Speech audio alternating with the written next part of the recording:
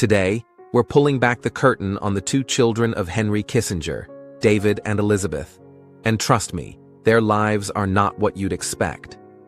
We're going to dive deep into their journeys, their careers, their choices to stay under the radar, and how they lived in the giant shadow of their legendary father, without getting lost in it.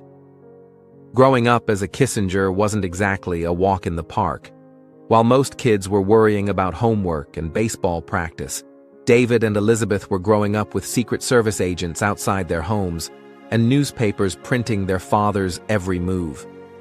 David Kissinger was born in 1961, smack in the middle of Henry Kissinger's meteoric rise. His childhood split between Washington, D.C. and New York City, places where people didn't just know your name, they knew your family's secrets. Meanwhile, Elizabeth Kissinger, David's big sister by 2 years, was born in Boston in 1959. As the older child, she felt the ground shift first when her dad went from Harvard professor to the man whispering into the ears of presidents. The big family fracture happened in 1964 when Henry and his first wife, Anne Fleischer, got divorced. Elizabeth was 5. David was barely 3.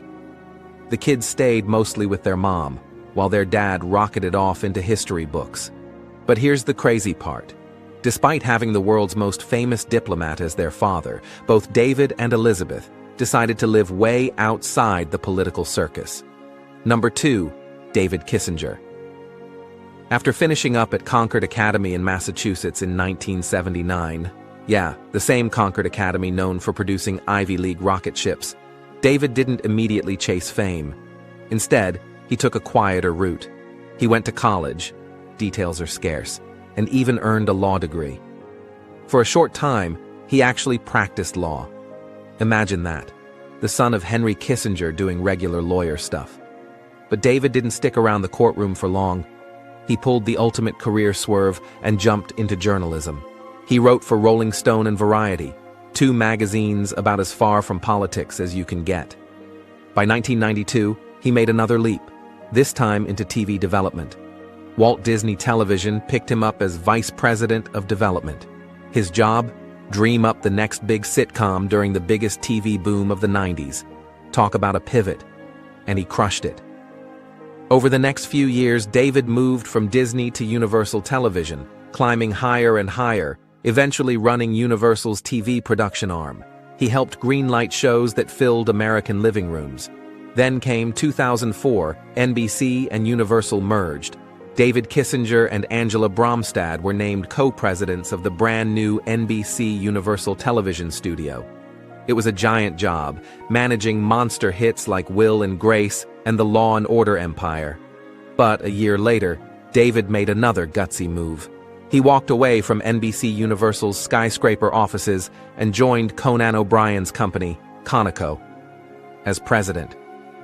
Since 2005, David's been the guy behind the scenes producing Late Night with Conan O'Brien, The Tonight Show with Conan O'Brien, Conan on TBS, and hilarious cult hits like Andy Barker, P.I., Eagle Heart, and Final Space. Not flashy, not political, just building a powerhouse career in comedy.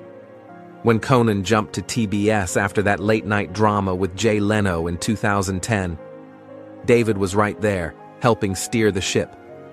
When Conan O'Brien Must Go launched in 2024 on Max, David was still at the helm. You'd think he'd be plastered all over tabloids. But no, David Kissinger kept it classy and quiet. Barely a public word about his personal life. No scandals, no tell-all memoirs. Just work. Number 1, Elizabeth Kissinger. While David was building empires in Hollywood, Elizabeth Kissinger was carving out a totally different life.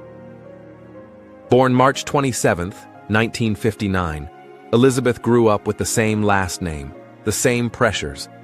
But she took a different road. Instead of politics or fame, Elizabeth chose medicine.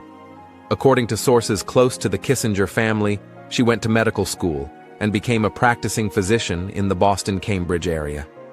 Now here's where it gets really fascinating. Despite being the daughter of one of the most photographed, scrutinized, and controversial figures of the 20th century, Elizabeth stayed almost completely invisible to the public eye. No public interviews, no TV appearances, no big speeches. She married a man named Henry Vandermark, yeah, another Henry, and took his last name. As Elizabeth Vandermark, she built a private life in Cambridge, Massachusetts.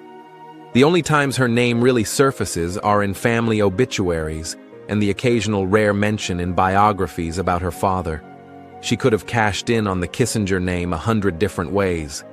She didn't. She chose service, medicine, healing people. No memoirs, no political battles, no drama. Just two very different, very deliberate lives, built in the long shadow of history.